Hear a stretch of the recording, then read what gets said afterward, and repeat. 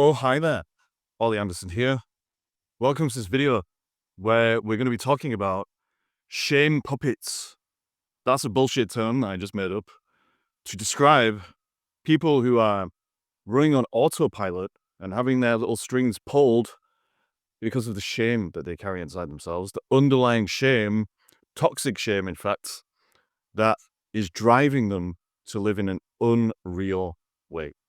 I'm going to help you to understand exactly why people become shame puppets, what a shame puppet is, and what you can do about it if you think that you're getting your strings tugged by underlying feelings of not being good enough or having something fundamentally wrong or any of those other thoughts and feelings that come from being disconnected from the fundamental truth about life, which is that we're all whole and we're all moving towards more and more truth at any given moment.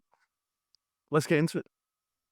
So what exactly is a shame puppet? I hear you say. Well, as I said a few moments ago, it's mainly just a bullshit term that I created for the sake of this video. But what it really means is that some of us out there in the world are not acting in a conscious way. We're not aware. We're not accepting of who we are. And we're not taking actions that are real and authentic and aligned with something true because at some stage in our lives, we picked up the idea that we're not good enough or that there's something fundamentally wrong with us or that we're just, not who we're supposed to be. And so we need to act in a totally different way. That is shame. And as soon as we do that, we create a version of ourselves that is not real, a fragmented version instead of whole. I'm doing this with my hands because I always do this because the fake version that we create is the ego. And we live our lives, in most cases, filtering everything through that ego so that we can keep it in place and not have to face all of the underlying emotional stuff that is going to allow us to dissolve the shame and to become real and to integrate the shadow self and to become whole again. Most of us are on that journey of going from fragmentation to wholeness. When we're stuck in the ego, then that's when we become a shame puppet. It's just a dramatic way of saying that the shame dictates all of our actions. It dictates our beliefs. It dictates the way that we interact with other people in the world. It basically dictates everything, including the goals and the sense of purpose that we think we need to fulfill to make the shame go away. But actually, the only way that we can make the shame go away is to return back to a truthful relationship with ourselves, the world, and reality. Shame is just a disconnection from the truth. And it's the belief that something other than the truth is true. Now, a lot of people think these days that the truth is not absolute, that we all have our own truth, my truth, your truth. John has the truth, his own truth down the road, etc., etc. That is postmodernism and moral relativism, and it's all bullshit. And it's part of the problem because a lot of the time, when we do have shame, we need to attach to a different interpretation of the truth so that we can keep the ego in place that we've created as a reaction to the underlying shame. And so basically, what I'm saying is, in this fucking ramble, because I haven't made a video for a while, is that once we have become shamed, we create a whole matrix, a whole filter, a whole veil between ourselves and real life in order to keep the shame where it is.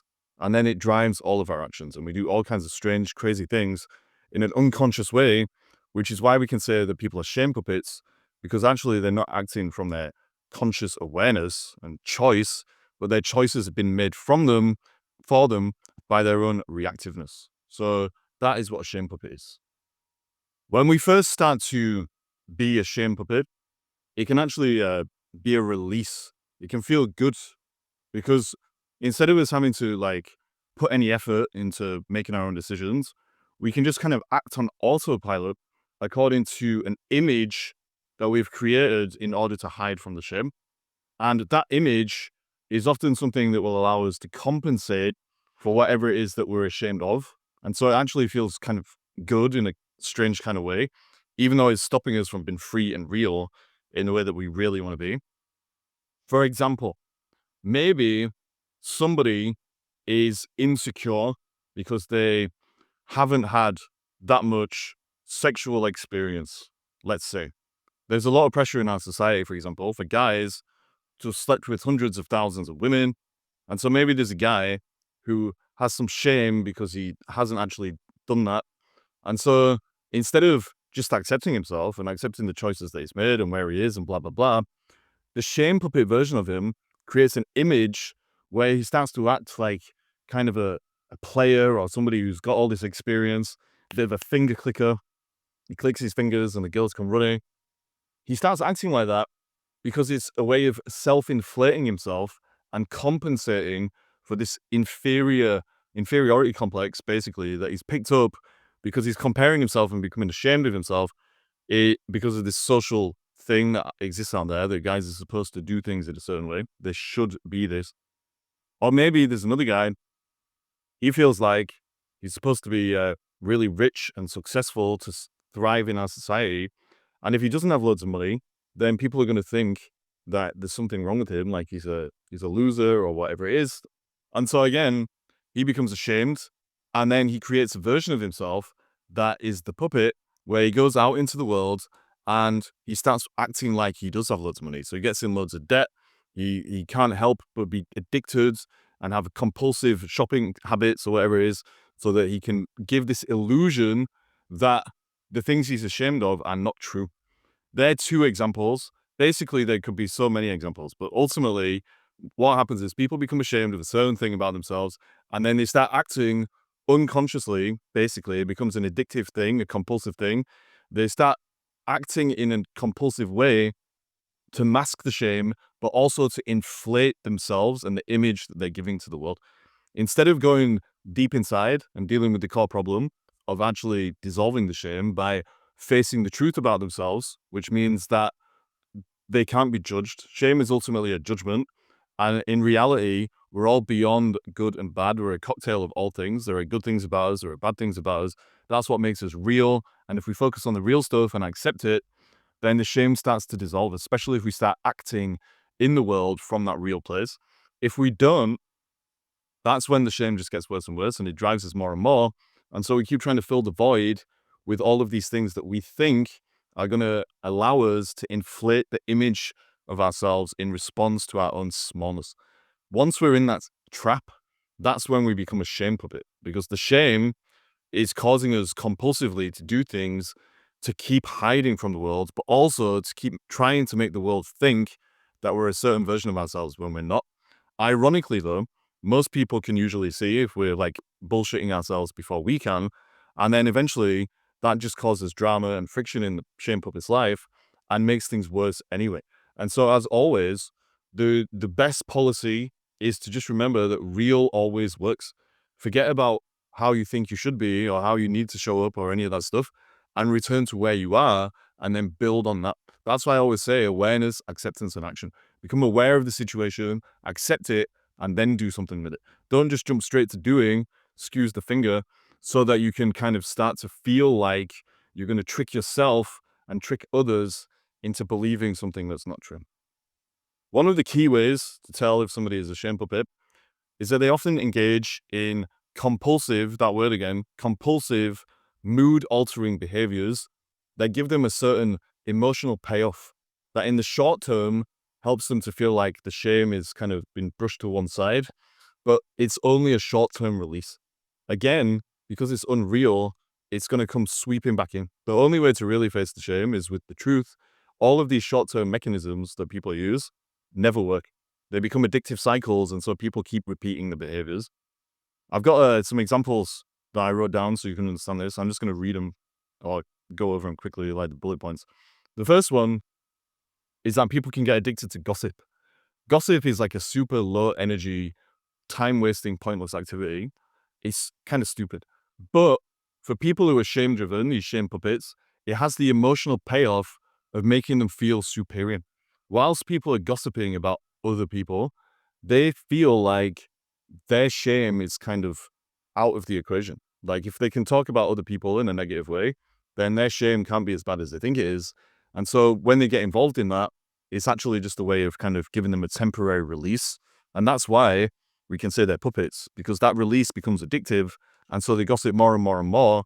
And instead of actually facing the truth about themselves and dissolving the shame, they just get lost in those addictive cycles. Another one, people get addicted to money. Like again, nothing wrong with money, right? Like the saying in the Bible is the love of money is the root of all evil, not money itself. So like with anything in life, it's a tool. It depends what you do with it. But some people get addicted to it because they use it as a substitute for the truth. And when that happens, again, there's an emotional payoff. Like they keep chasing money, blah, blah, blah, blah, blah. And it's not because they need the money in itself. It's because they're chasing that feeling of making others feel inferior or feeling superior over them purely because of a superficial reason. And whilst they're chasing the money, that's gives them some kind of a purpose that distracts them from the shame. But then they get the high of acquiring the money. They can feel superior. They think, yes, I'm better than everybody. And in that moment, their mood has been altered and the shame has gone. And again, the puppet strings are the thing that drives them, because the more you do that, the more it becomes an addictive thing that you need to do. And then you get lost in being a shame puppet and you don't dissolve the shame. You are driven more and more by it. Another one, people playing the victim. Like you meet people who they'll come up to you, they have some kind of a problem, which is how life goes. We all have problems. But when we're a victim, we actually don't want to solve the problem. We want to indulge and enmesh ourselves in all of the feelings that come with having a problem so that we can basically stop and not have to move forwards. The reason that we want to stop when we're a victim, i.e. stop moving forward, is because if we do move forward and we take action, we will probably find a solution for the problem, and then we'll have to grow through the current version of our ego, we'll integrate some of the shadow self, and we'll just become more real. If we do that, the shame will dissolve. But victims, ultimately, they like their shame where it is, in a strange way, even though it's bad to have shame, or it feels bad, because it allows them to have a strange kind of power in the world. And so when you meet one of these people who's a victim, they'll tell you they have a problem. You might give them a solution. They'll say, yeah, but can't do it for X, Y, Z reason. You give another solution. Yeah, but the reason they're doing that is because it allows them to feel justified. That feeling of justification allows the shame to kind of be swept under the rug for a little while. Instead of just facing the shame, accepting where they are and building on foundation, it allows them to avoid it. And so that feeling of justification, in most cases, is why victims are constantly going through that yeah, but pattern and all the other things that victims do. It's a shame puppet way of being. The puppet strings have been pulled to keep them where they are so they can keep avoiding the shame. Another one, addicted to attention. A lot of the time, when we are shame puppets, we're driven by shame, then we're judging ourselves at some level because judgment is what causes shame. But the opposite of judgment is acceptance. Acceptance and love are the same thing. If we really accept ourselves, we really love ourselves, basically. We can accept the good, we can accept the bad. We know that we're beyond that duality and that we're just real. And so that is a great way of being in the world if we can do it. When we have shame, though, and we've been pulled by it, we can accept ourselves and love ourselves in that way. And so what normally happens is people confuse love for attention, or they substitute love with attention. And so they go out there and they just try and find ways to get attention. Like maybe they're constantly interrupting conversations or whatever it is in the group so that they can have the attention. Maybe they're doing crazy things on social media or whatever it is so they can get the attention and feel a short-term release that makes the shame kind of get swept under the carpet. But again, all of these things, all of these mood altering patterns are just a short-term salve that gives you a momentary release. But again, it doesn't solve the fundamental problem, which is that you're disconnected from the truth. And so you just open up a spiral where you get addicted to all of these mood altering behaviors, and the puppet strings constantly get pulled, and you don't get anywhere, actually. Like you're rearranging the furniture on the Titanic whilst it sinks. Um, Another one, maybe you're addicted to pointless arguments. This is a very common thing. Some people have a lot of shame and they feel like the best way to deal with it is to just argue with everybody so they can feel right. People are obsessed with being right. A lot of shame puppets are obsessed with being right. And the reason that they're obsessed with being right is because they can tell themselves, oh, well, at least if I'm right, then this shame can't be as bad as I think. And so again, they get a temporary release from the shame. They go out there into the world and the puppet strings get pulled, and any opportunity to try and prove themselves as being right, they're going to hop on it so that they can get rid of the shame. But they don't really get rid of it. They just hide from it in the short term. And then it creeps back in because they're not doing anything real about it. Another one, maybe you're addicted to social media. You're constantly going online and you're writing all these, I don't know, essays about your qualifications and credentials and all this kind of stuff and whatever it is that people do. Like, to be honest, I use social media, so I'm being a total hypocrite right now. But if you've got this shame-driven pattern, then you get addicted to all of the likes and you get addicted to this and you get addicted to that. If you don't get enough likes on your post, you're going to hide the number of likes and all that kind of stuff because, oh my God, you can't let anybody know that nobody likes what you're putting out there. The point is, you just want to feel important. If you've got shame underneath that is driving you, you're going to try and fill that void that opens because of it with something. In the case of social media, I think it's mainly they just want to feel important. They feel important for a few moments. It's an empty importance, really, if you think about it. But if they got that, then they can say to themselves, the shame isn't real. I can stay as I am in the ego, and I'm just going to keep acting in this compulsive way. So that was a lot of examples, maybe. But the point is, all of these mood altering things that people do are because the puppet strings have been pulled. And if you've got patterns like that in your own life that you've noticed, then probably you are a shame puppet in those moments. If there's something that compulsively happens or that drives you, then your strings have been pulled and you're not free. So basically, all of that was just about saying that shame puppets are driven by the underlying shame, and it causes them to chase certain feelings. The feelings are going to be different for every person based on whatever it is that they're ashamed of and what they think they need to compensate for and how they think they need to inflate themselves in the world, self-inflate. But ultimately, it's the same thing. People are chasing feelings. They're driven by the need for that feeling, whatever it is, in order to fill the void that has been opened up within them because they became disconnected from the truth in the first place somehow. Maybe that was in childhood or whatever it is, or maybe some terrible thing happened that gave them trauma or whatever it is. Like something happened that caused the split, and then because of who they are and the context of their lives and what they've been through and where they are, they get the belief that they need to fill that void with certain feelings. All the things I said in the examples, feeling superior, making others feel inferior, which is really the same thing, getting attention, yada, yada, yada, playing the victim and being justified, all those things, they're addictions to feelings. And that is why shame turns us into a puppet, because it makes us act in an addictive way. The more time we spend having our puppet strings pulled, the worse it gets. And the reason it gets worse is because the void between ourselves and the truth, or between ourselves and our own realness, just gets wider and wider. We become more and more detached and disconnected from the truth. And so we end up creating a kind of life for ourselves that is kind of empty and dissociated from anything real because it doesn't have a connection to anything true. We're constantly just acting on autopilot. We're constantly chasing things that we don't really need or want. We're just compulsively driven to chase them because of this shame and the way that it's pulling the strings and making us act in an unconscious way. Living like that is bad enough, but on top of the void that we open up by being disconnected from the truth, we create this situation where we get addicted to all of these feelings and things that we're trying unconsciously to fill the void with. So if you're addicted to attention, well, it's like any other addiction. Like if you're addicted to I don't know, like drugs or like whatever, like any other addiction is the same. Initially, it gives you a temporary release. You feel like, oh, okay, finally, I'm free. But then you start to chase it again, and you chase it again, and you chase it again, and you chase it again. And eventually, you never get the same high that you initially got. You never get that same release. And so you kind of got an addiction on top of the addiction where you're seeking that same kind of release that you initially got.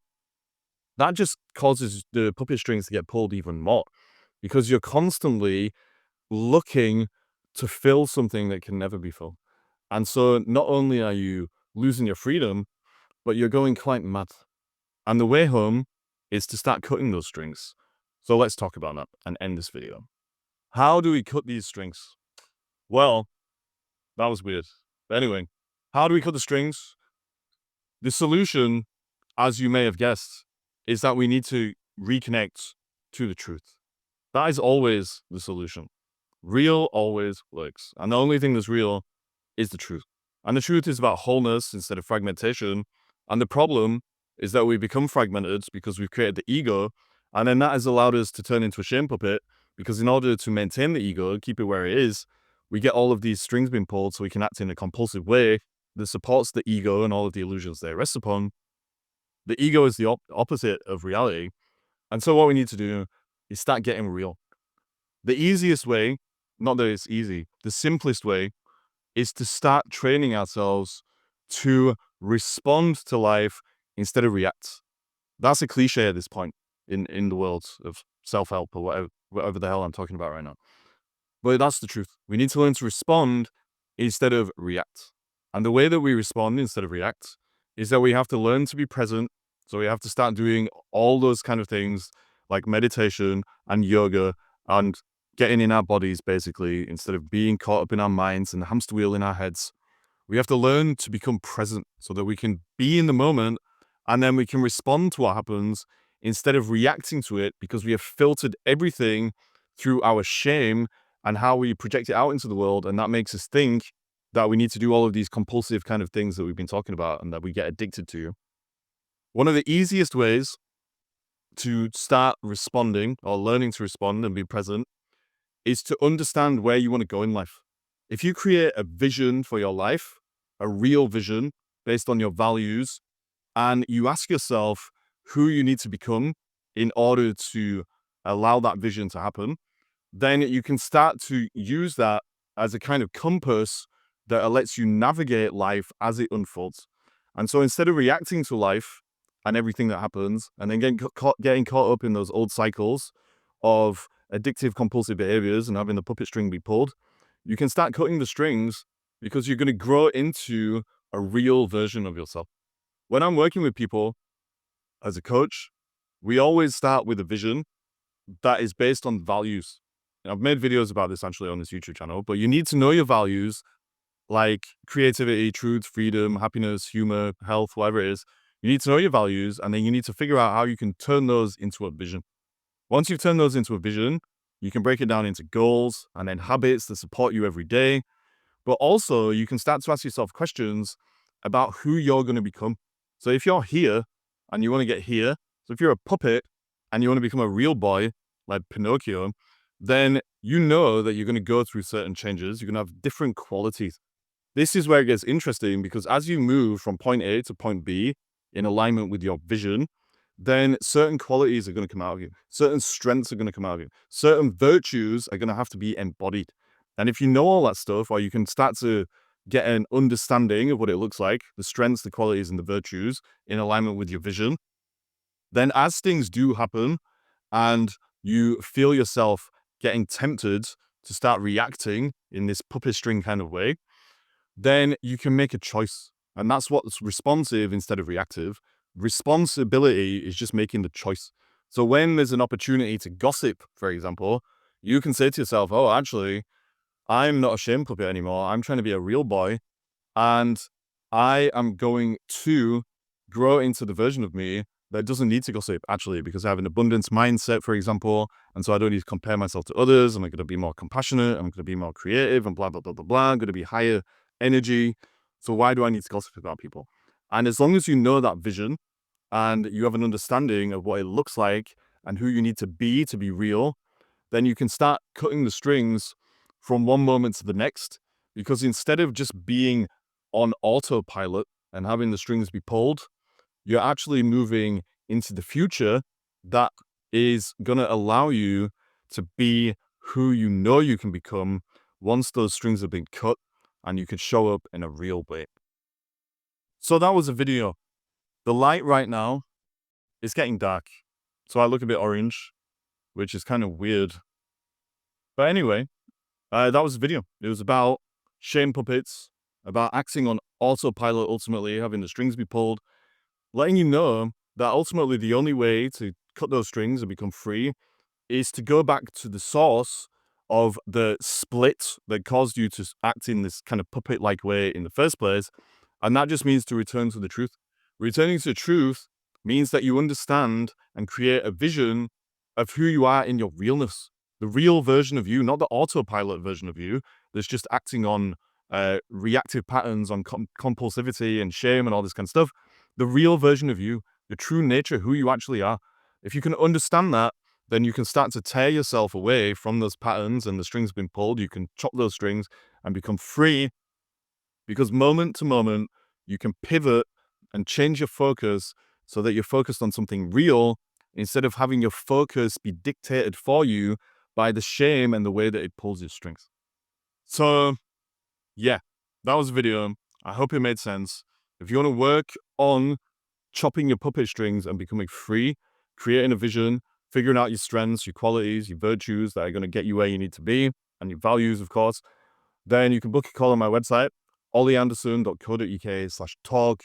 I work with people in 4-month blocks to really just start transforming their lives and becoming who they need to become. It's all about what we've said in this video, going from point A to point B in a real way and chopping those strings so that you're not just acting as like a compulsive autopilot puppet version of yourself, but you're the real version of who you are.